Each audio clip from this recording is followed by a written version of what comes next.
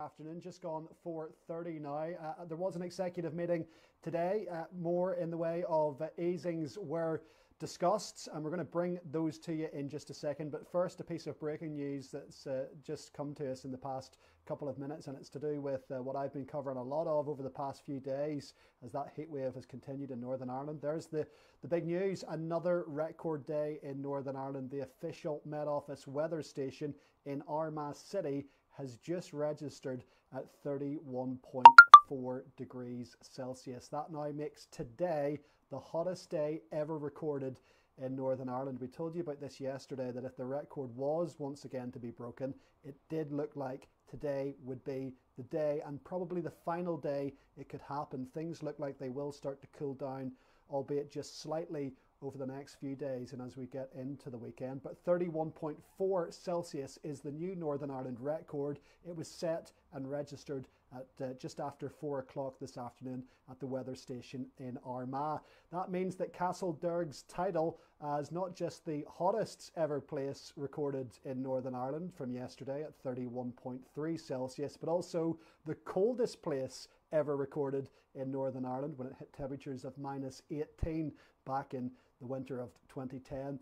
They've now lost that title, and it's now going to Armagh. But of course, don't forget, Castledurg pinched the title from poor Ballywhatsacock that only spent about 3 days literally in the sunshine, having set its new Northern Ireland record on Saturday afternoon when it hit 31.2 Celsius in the townland just a few miles outside Newtownards. The reason why all this weather stuff is significant and the extreme heat temperatures, in fact the Met Office weather warning has been in place now in Northern Ireland since yesterday to cover extreme heat, and it stays in place until tomorrow midnight. The reason for it, of course, this extreme heat and why the temperatures are so standout is that the last time we had these kind of temperatures in Northern Ireland, you have to go back 35 years. That's when the last record was set, back in 1983. And before that, you have to go back to 1976. So you can see exactly why these records are noteworthy and are phenomenal. 35 years in the making to get weather and temperatures of this kind in Northern Ireland. And here we go with 3 records all set now within the space of just 6 days. Rather incredible. Well, let's go to our chief reporter, who around now is melting in her chair at home. How are we holding up, Sasha Wiley? Yeah, it's hot. It's the first time I think it's ever been so hot in Fermanagh, in County Fermanagh. So I'll just enjoy it while it lasts, because it's probably not going to last for too long. So I can't complain. Don't put a scud on it. It's lovely. No, it is lovely. And again, I don't want to be the person that says it's too hot, but it is. I mean, it's Don't say it. Don't say 31.4 it. now. No, well, another new Northern Ireland record set today. The title goes off to Armagh. Temperatures still rising across Northern Ireland, so that record could actually be very short-lived and could even be broken within the next couple of hours. We'll keep an eye on that for you. But Sasha, I want to get into the executive business of the day. Some of the restrictions have been eased, others haven't at this point. Where do you want to start?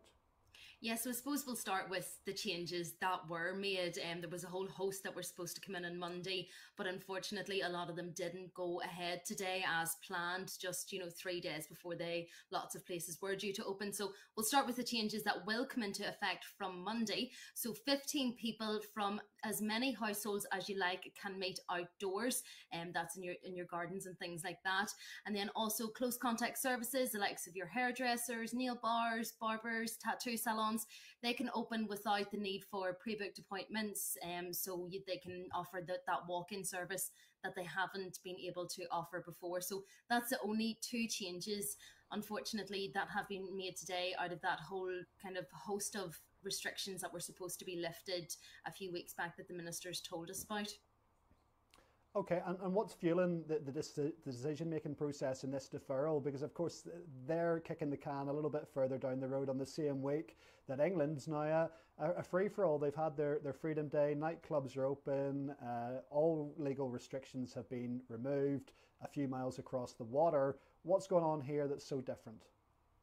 Yeah, I think speaking to health ministers as well, we were interviewing Professor Ian Young yesterday, and they're just really, really concerned about this new Delta variant, the spread of it. There's been over 9,000 new cases in the last 7 days. I think it was something like 1,400. Yes, as you can see there, a 1,400 cases today out of 4,000 people tested, and then that's also increasing. Then, of course, the hospital admissions as well. So, 162 patients now have the virus.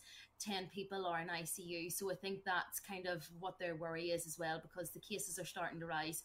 Hospitalizations are now starting to rise, and then unfortunately, as we saw before, the trend that it is, the deaths will start to rise as well. So I don't think they want to leap into any decisions. We've heard them say before that, we don't want to make a whole host of changes and then have to go back into some sort of lockdown, reintroduce them. So I think that was the reasoning behind their decisions today. And in regards to those other decisions, then, what else was on the itinerary that we're now not going to be looking at for, well, at least to the other side of the weekend? And of course, all these were to kick in on the 26th of July, so many of these now just won't be happening next week at all. Yeah, so I think there is a lot of anger, obviously, in certain parts of the hospitality sector, especially theatres and concert halls, that were supposed to open on Monday, and now they've been told, that they can't reopen. But the executive are holding another meeting again on Monday, and they're going to decide then if the likes of theatres and concert halls can reopen to the audiences again. And as you can see on their screens there, they're also taking the decision on the reopening of MOT centres, and they're also going to look at the indoor gathering limit. So they're hoping to increase that from 6 to 10 people from no more than 3 households. All these were due to come in on Monday. They were supposed to be rubber stamped today, but they haven't. Then if we move forward, the executive will then meet again on Thursday. Another big one is, I suppose, the levels on sound levels on indoor venues. They're going to look at the restrictions then. That was obviously supposed to be rubber stamped today, but they've pushed that back now until next Thursday. Conferences and exhibitions, they're also going to discuss that on Thursday. That was due to be signed off today, and reducing social distancing to 1 metre. So going to be 2 executive meetings next week. They said they wanted to take the weekend, look over the kind of the stats, the health advice. They wanted to take that on board more, meet again on Monday, and then decide where to go from there. So it's a bit of bad news, I suppose, for a lot of people that were hoping, especially the sound levels, you could get music back up to where you wanted, but they're just being very cautious at the moment, I think. Yeah, and of course a lot of gigs hang in the balance here as well. There's a lot of indoor concerts that are actually have been scheduled. Some have already had to be put back, and event organisers and indeed people who have tickets for these concerts for inside venues will be watching this space really quite closely. And the same with our friends in the theatres as well. They've been closed now. It looks like, along with nightclubs, they're going to be the very last parts of the world in Northern Ireland anyway to reopen. So they're going to be watching this space really very, very closely for this potentially changing again. I just wonder, Sasha, are all the different members of the executive in the same place on this and looking over the data that you've talked about across the weekend? Short time ago, Paul Givan, First Minister, tweeted that the success of vaccination programme continues to reduce the link of COVID-19 and serious illness requiring critical care in our hospitals, and therefore the executive is able to relax restrictions on close contact services and outdoor domestic settings, the stuff that you've talked about there. But back to sort of his initial point, he seems to be saying, and of course Paul Givan, DUP, their view on this seems to be that actually, yes, there is a lot of community infection out there, and we see again over 1,400 cases today, but he's saying it's breaking the link or reducing the link with the serious illness requiring critical care. This is the vaccination program. So it would seem that from that they're fairly confident. Certainly DUP seem to be fairly confident that we are moving the right way, and the vaccination, the jab is doing its job. Yeah, and it has always really been that split, hasn't it? The DUP have been very vocal about wanting to get things back open again. They said, we had Arlene Foster, of course, the former First Minister, with that famous line saying, the economy's a bit like a tap. You can't turn it off and on again and just expect the water to start flowing again. They have been very adamant that they want things to reopen. Others have been quite more backwards about that, and I'm very nervous about the COVID situation, and don't want to take too many risks. So you always are going to have that conflict. Look, there's five parties in this executive. Very, very rarely that they do agree on everything. We don't expect that from them. But I suppose today the meeting started about 11 and it was over again at 3. So they all seem to be singing off some kind of same hymn sheet here. I'm sure others would have wanted it to move faster. Of course, the DUP has the First Minister and the Economy Minister in there. They would have been pressing maybe to get more things opened again. And we haven't heard the ins and outs of that. But I think health officials were really warning against allowing too many restrictions. We've heard from them, earlier in the week to say we just can't go ahead like England and open up everything, their so-called Freedom Day, as they're dubbing it over in England. So it is always that balance between the executive and trying to find some kind of compromise within them.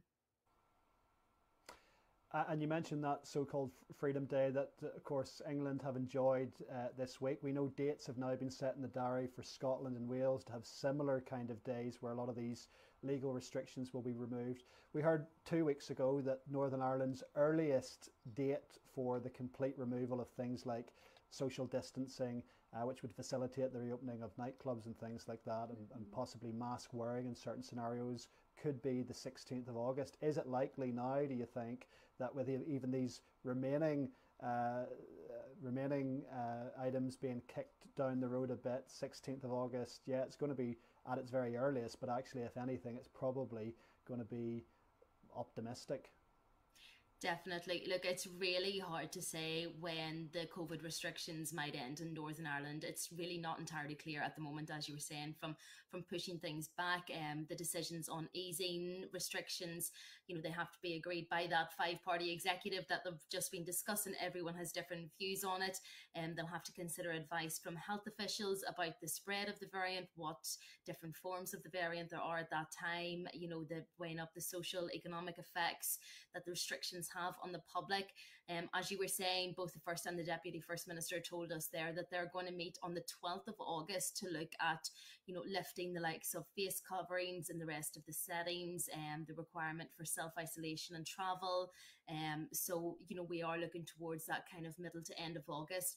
But as you say, when things now are starting to get pushed back, given in mind that we are in summer as well, it's not looking too likely that maybe that date for the 16th of August will go ahead as planned. But ministers were saying as well, we were speaking to them earlier on in the week, they think that it's all to do with the vaccine programme, how well the uptake on that is as well. So, it's very much a lot of variables at the moment. As you can see there, the total vaccinations are now over 2 million in Northern Ireland.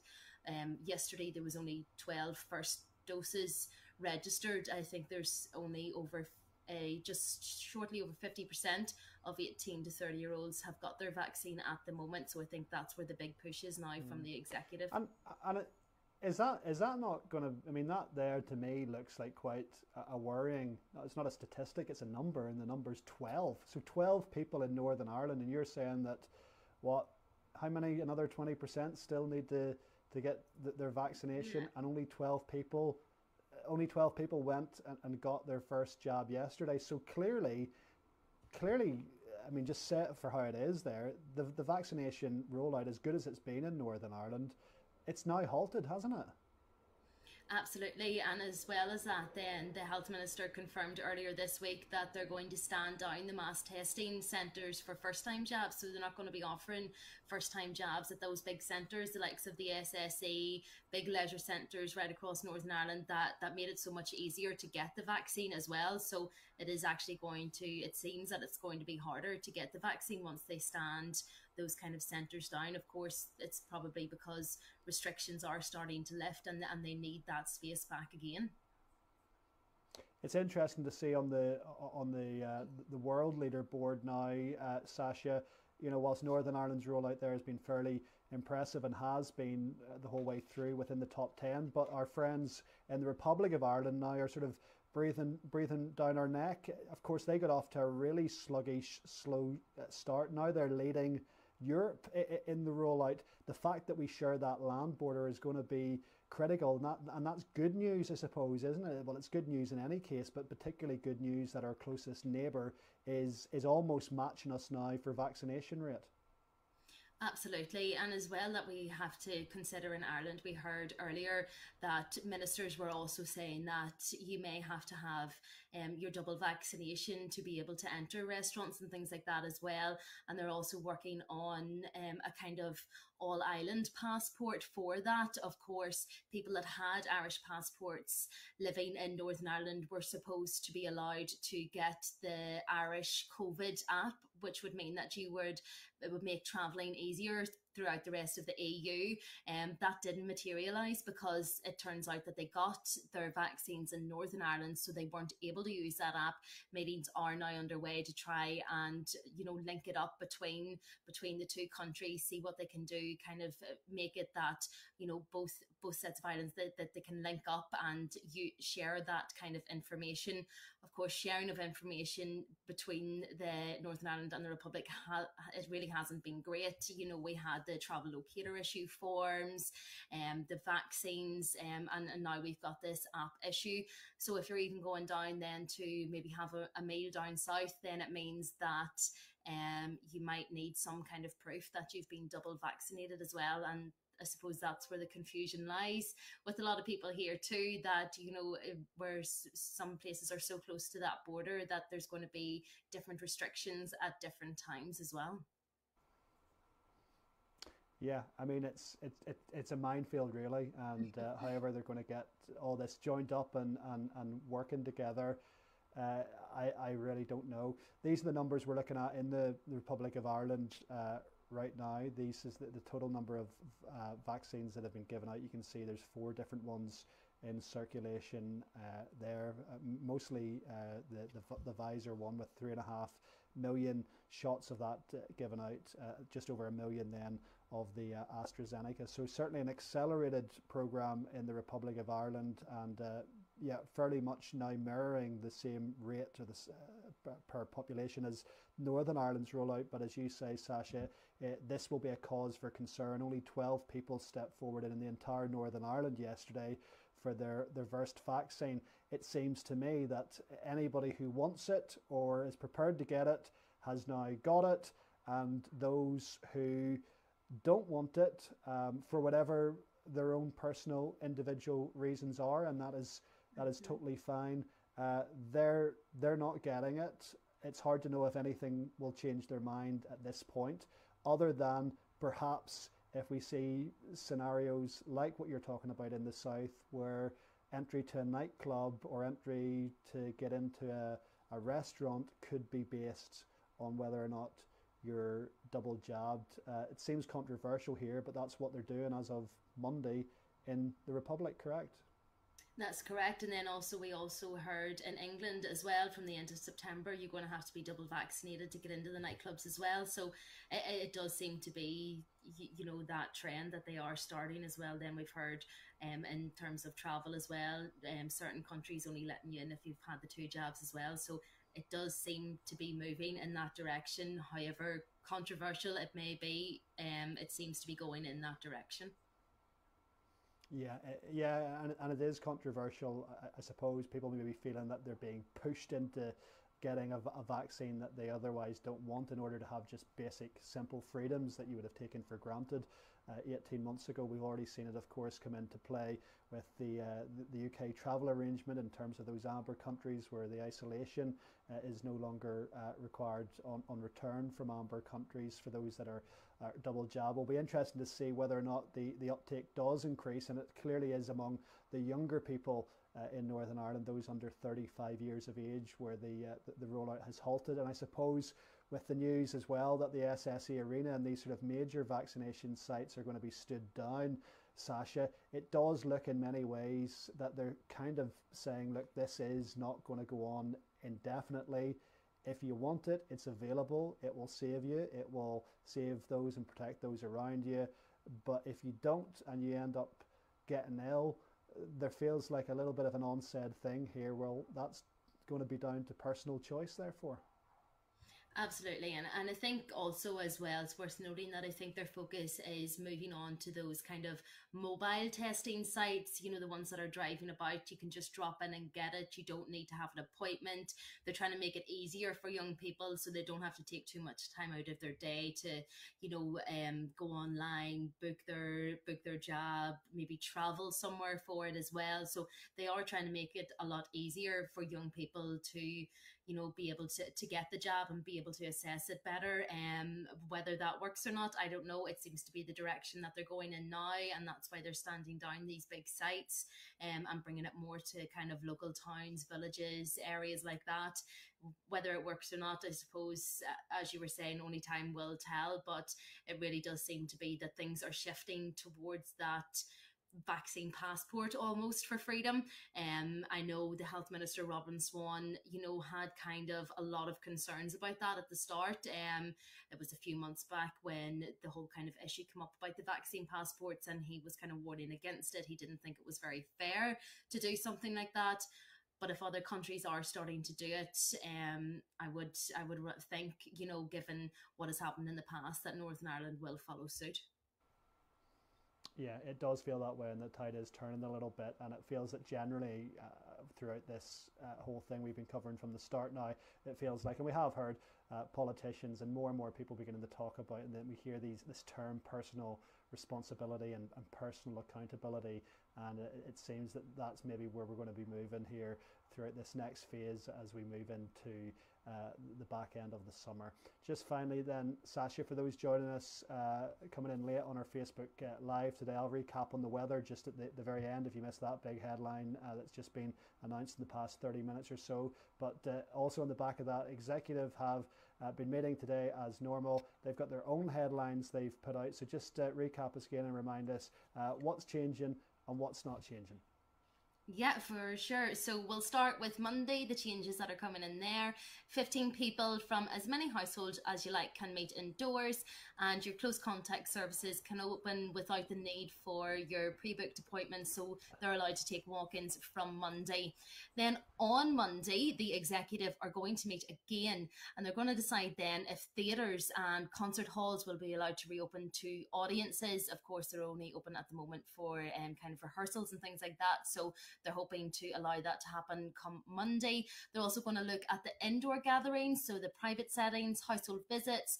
They're going to see if that can be increased to 10 people from no more than 3 households. And there'll also be a decision on the reopening of test centres. Now, if they do approve them on Monday, they will come into effect immediately. It won't be set for another date. They'll either push it back or it will happen and it will open straight again on Monday. Then if we move down the week to Thursday, they're going to have another meeting. This time that meeting will be about the restrictions on sound levels on your indoor venues, so your bars, pubs, restaurants, conferences and exhibitions, whether they'll be able to go ahead. And they're also going to look at reducing the social distancing rule to 1 metre permanently. It's 1 metre plus at the moment, but they advise 2 metres. They're going to see if they can bring that down now to 1 metre. Also, just one final one, they're also due to review the wearing of face coverings in places of worship. There you can see, except when entering and leaving the building. So when you're sat down in your pew, can you take your face covering off? Okay, got decent update then today, I suppose. Some good news for being able to meet up with more people outside. We certainly got the weather for that, although ironically enough that doesn't come into effect legally until Monday. If you want a big barbecue around your back with 15 people from 15 different households, well, yeah, that'll be bang on time for the weather taking a turn, no doubt, next week, and the return of rain typically in Northern Ireland. So the 2 executive meetings then next week, Monday and Thursday, and we might hear a little bit more on both occasions about what comes next here, yeah? Absolutely, yeah. So then they'll start to have, I suppose, we're getting then into August, which is really scary to think, where did July go? But then they'll have to start them conversations about, that so-called Freedom Day, or the day that all the restrictions are lifted, the removal of face masks everywhere else, social distancing, all the restrictions that are still in place. Okay, good, right. Can't come soon enough in my book. As always, our chief reporter, Sasha Wiley, we'll let you go and dry yourself off there. I think we're both sitting under our studio lights here, and it's so a very hot day across there. We're soaking, so enjoy that weather. We'll see you soon. Thank you. And on that, yeah, we've just had Northern Ireland's warmest day ever recorded. Armagh, the title now goes to 31.4 degrees, was just registered within the past half hour at the weather station, the official Met Office weather station in Armagh City. That now means that within the space of 24 hours, a record that was previously held for 35 years in Northern Ireland has been once again been broken. Yesterday, Castle Derg registered 31.3 degrees, and that broke the title that was set on Saturday from the townland of Ballywatsicock in the townland of Lochrees, just a few miles outside Newtownards, which set that 35-year high on Saturday when it clocked in at 31.2. And look, the race isn't over yet. Temperatures are still rising in some places across Northern Ireland. The sun is still very high in the sky. It is still extremely warm out there. The Met Office weather warning remains in place for the rest of the day and all day tomorrow for extreme heat in Northern Ireland. The Met Office have never needed to issue a warning for extreme heat ever. That's the first time one of these kind of warnings has been issued to tell people to take care, sun up, keep yourself hydrated, try to avoid exhaustion, and of course if you are going to be around coastal areas and bodies of water, please exercise extreme care. So all that contained within that Met Office weather warning, and with that the temperatures could even surpass Armagh's current record high. We're beating it every day at the moment. Could it go to beating it maybe before the end of the evening is out, of course. We'll keep you up to date through the Downtown Radio Cool FM social media channels. And that's our update for Thursday afternoon. Thanks for looking in on us. Enjoy that weather. Stay safe out there on Northern Ireland's hottest ever day recorded. 31.4 Celsius. From me, Stuart Robinson. Bye for now.